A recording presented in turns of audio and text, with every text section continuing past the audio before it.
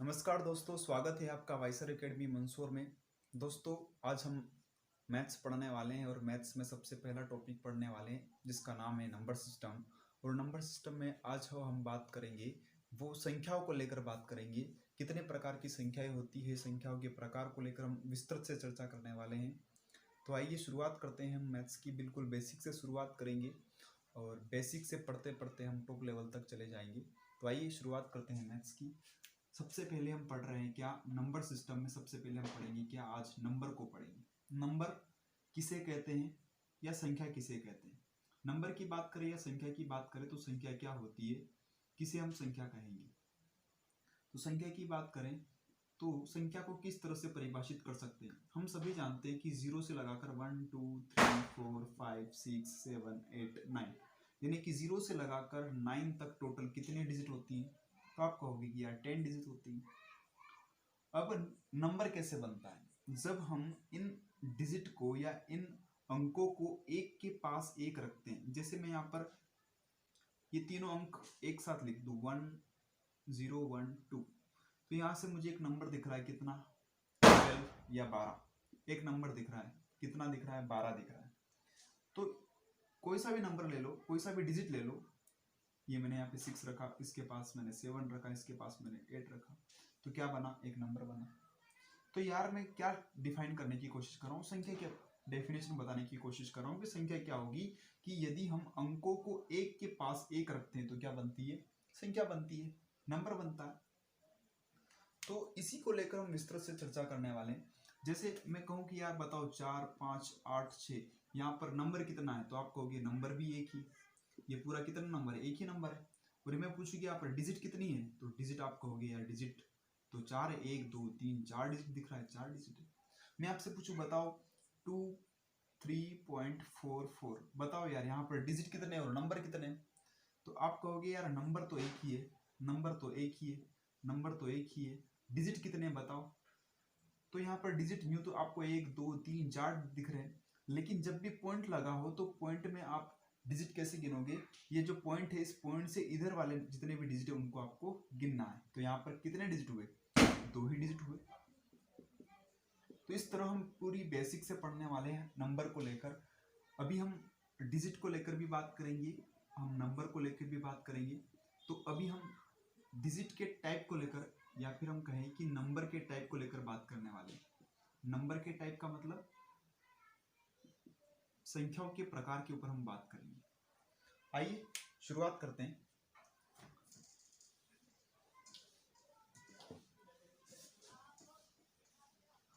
चलिए इसको भी हटा ही देते हैं, बस अपन नंबर के टाइप पढ़ने वाले हैं, नंबर के प्रकार पढ़ने वाले हैं। संख्या की परिभाषा है मैंने समझा दी है। संख्या के प्रकार की बात करते हैं। काय की बात कर रहे हैं हम, संख्या के प्रकार, संख्याओं के प्रकार।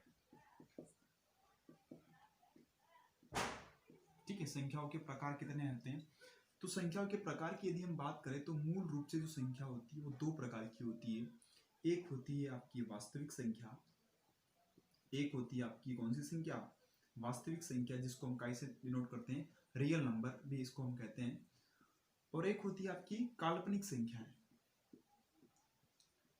काल्पनिक संख्या को ही हम इंग्लिश में क्या कहते हैं, इमेजनरी नंबर, इमेजनरी नंबर।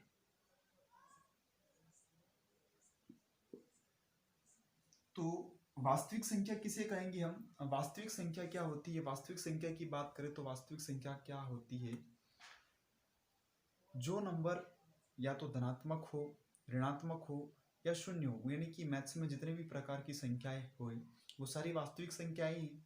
लेकिन यहाँ पर शर्त क्या है, या तो वो धनात्मक हो सकती है, वो ऋणात्मक हो सकती है, वो चाहे अंडर रूट में भी हो सकती है। तो जितने भी प्रकार की संख्या है उनको तो हम क्या कह रहे हैं, रियल नंबर कह रहे हैं। तो फिर काल्पनिक नंबर क्या है, इमेजिनरी नंबर क्या है, तो ऐसा नंबर जिसका अंडर रूट काय में हो, माइनस में हो।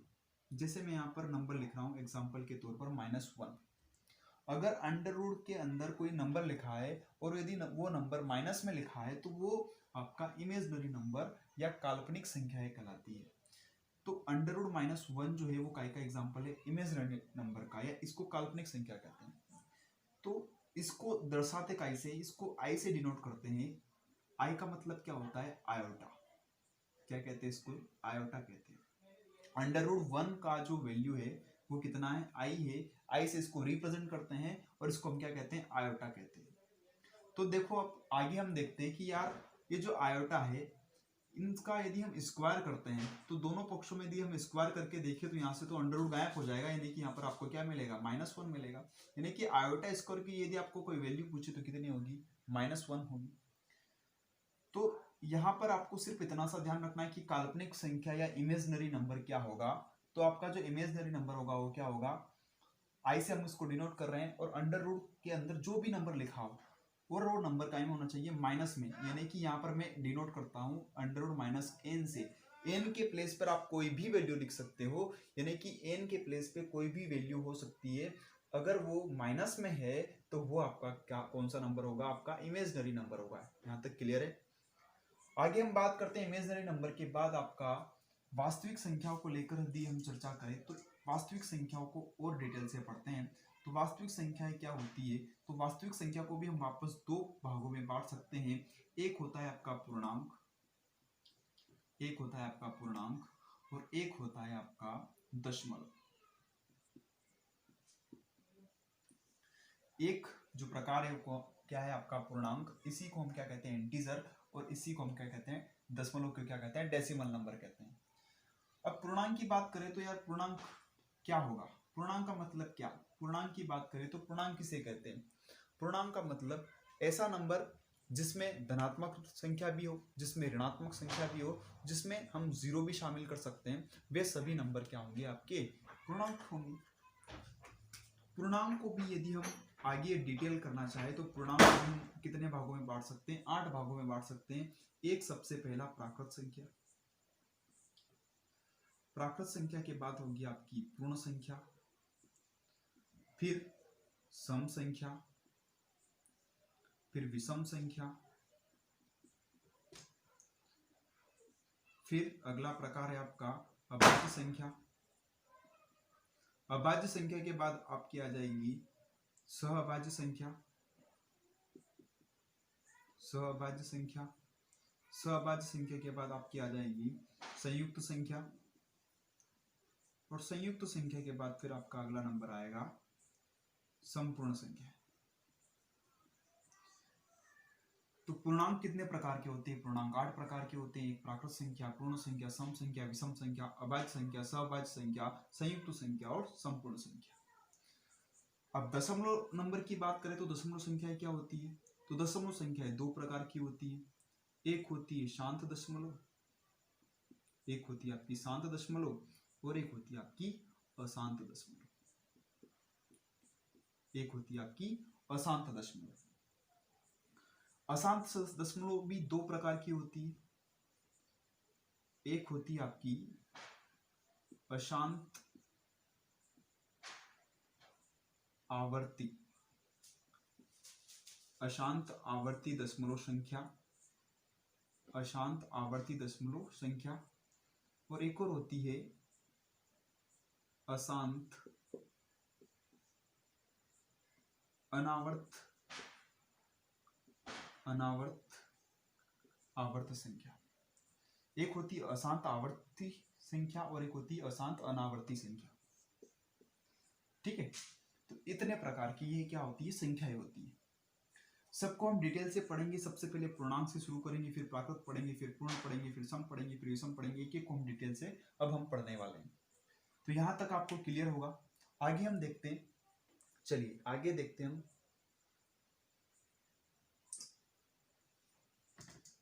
यहां तक की बात क्लियर है सभी को, उम्मीद करता हूं कि यहां तक की बात आपको समझ में आई होगी। आगे हम बात करते हैं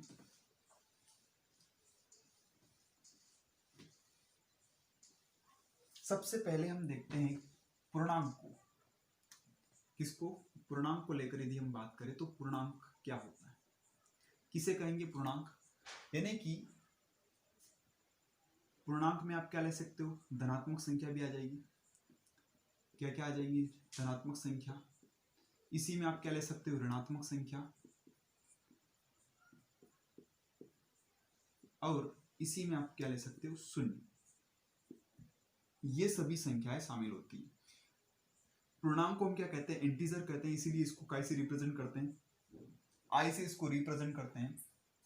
और कहाँ से शुरू होती है, तो ये शुरू तो 0 से ही होती है और कहाँ तक जाती है, ये 1 2 3 4 5 और ये अनंत तक जा रही है। पॉजिटिव में कहाँ तक जा रही है, अनंत तक जा रही है। नेगेटिव में बात करें तो नेगेटिव -1 -2 -3, यानी कि शुरुआत कहाँ से होगी, -इंफिनिटी से लगाकर ये +इंफिनिटी तक, या फिर हम इसे ऐसा बोल सकते हैं कि -n नंबर से लगाकर ये +n नंबर तक जा रही है। इन्फिनिटी को हटा दो, इन्फिनिटी के बजाय हम क्या यूज करते हैं कि -n नंबर से लगाकर +n नंबर तक, जो n की जो वैल्यू है वो 0 से लगाकर कुछ भी हो सकती है, 0 से लगाकर इन्फिनिटी तक कुछ भी हो सकती है।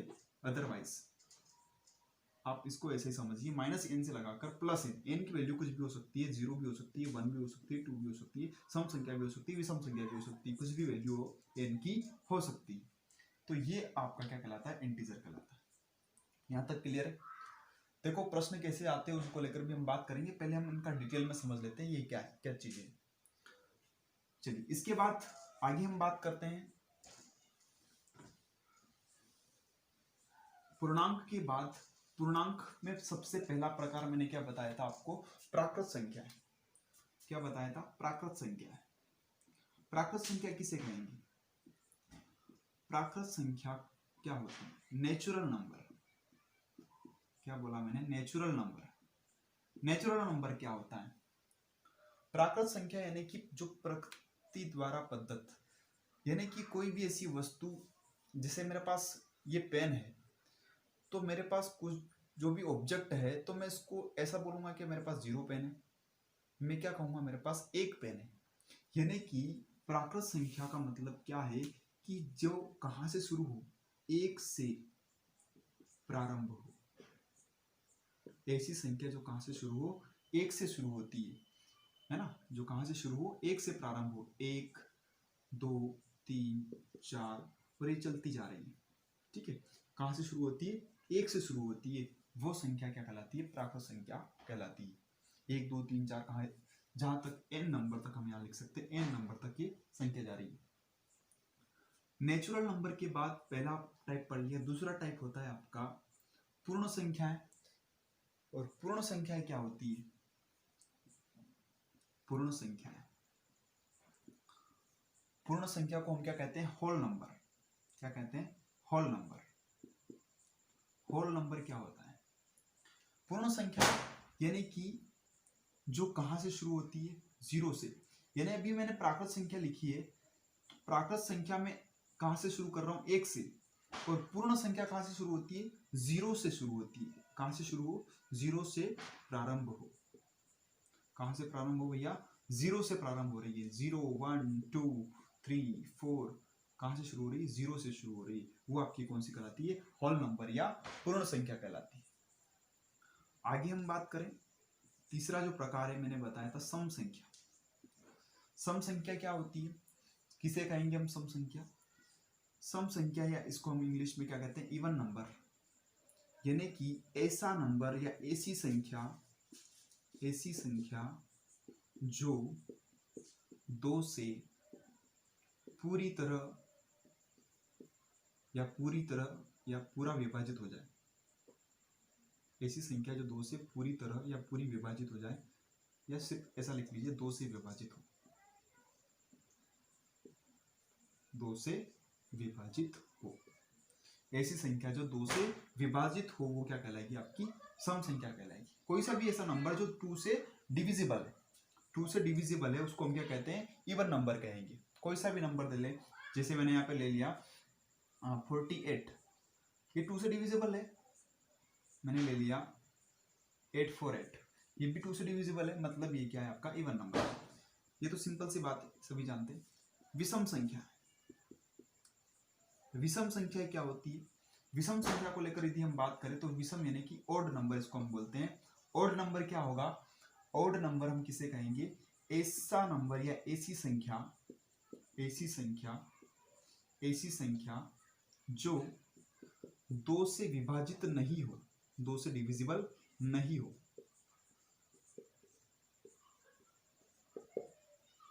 2 से विभाजित नहीं हो, उसको हम क्या कहते हैं, ओड नंबर कहते हैं। कि यहां तक आपको बात क्लियर है? ओड नंबर भी आपको समझ में आ गया होगा। ओड के बाद और यदि हम आगे चर्चा करें तो इसके बाद क्या आता है आपका, देखिए यहां पर आपको एक चीज क्लियर है, सम संख्या क्या होती है, विषम संख्या क्या होती है, ये तो आपको क्लियर है। लेकिन यहाँ पर कई बार आपसे प्रश्न इस तरह से भी पूछा जाता है, थोड़ा सा प्रश्नों के ऊपर भी बात कर लेते हैं कि सम संख्या से रिलेटेड प्रश्न क्या आता है। तो सम संख्या और विषम संख्या से रिलेटेड प्रश्न क्या आ सकता है, जैसे वो पूछेगा कि यदि आप सम संख्या और दूसरी एक और कोई सम संख्या को जोड़ते हो तो आपको क्या सम संख्या ही मिलती है क्या? यदि आप किसी सम संख्या को सम संख्या में दूसरी एक और सम संख्या जोड़ते हो तो क्या आपको सम संख्या ही मिलती है या विषम संख्या मिलती है? तो कोई सा भी एक सम संख्या ले लो, जैसे मैंने यहाँ पर लिया 4 और यहाँ पर ले लिया मैंने 8, तो मैं इनको जोड़ रहा हूँ तो क्या मिल रहा है मेरे को, 8 और 4 12 मिल रहा है। और दूसरा ले लेते हैं, 2 + 6 जोड़ के देखते हैं, 6 7 8 मिल रहा है, ये भी मेरे को सम नंबर मिल रहा है। यानी कि सम में यदि हम सम जोड़ते हैं, किसी भी सम संख्या में यदि हम दूसरी सम संख्या जोड़ते हैं तो हमेशा मेरे को क्या मिलेगा, सम संख्या ही मिलेगी। क्या ये बात क्लियर है? और यदि एक और चीज चेक करना, क्या यदि मैं किसी सम संख्या में से सम संख्या घटाता हूं तब क्या मेरे को समी संख्या मिल रही है? क्या हमेशा आपको सम संख्या मिलेगी? क्या ऐसा संभव है क्या आपको हमेशा सम संख्या मिलेगी? तो यार मैं चाहे 8 ले लेता हूँ, 8 में से मैंने 2 को घटाया तो यहाँ पर मेरे को क्या मिला, यहाँ को 8 में से 2 घटाया तो 8 में से 2 जाएगा, कितना बचेगा, 6 बचेगा। लेकिन क्या हमेशा ही आपको सम संख्या मिलेगी? देखो यहाँ पर तो सम संख्या मिल रही है, सम संख्या में से सम संख्या माइनस करें तो सम संख्या मिल रही है, लेकिन मेरा प्रश्न है कि क्या हमेशा ही आपको, अगर सम संख्या में से सम संख्या माइनस करोगे तो हमेशा ही सम संख्या मिलेगी क्या? देखो यहाँ पर पहले जो मैंने बताया कि सम संख्या में आप कोई सी भी सम संख्या जोड़ो तो आपको हमेशा क्या मिलेगा, सम संख्या ही मिलेगी। लेकिन मैं ये पूछ रहा हूं कि भैया सम संख्या में से यदि सम संख्या को घटाया जाए तो क्या हमेशा सम संख्या ही मिलेगी? जैसे मैं यहाँ पर अगर उल्टा कर दूं कि भैया ये 2 है और ये माइनस का 8 है, तो 2 में से 8 जाएगा तो यहाँ पर माइनस में भी आ सकता है, चाहे माइनस में आए लेकिन है तो नंबर सम ही ना।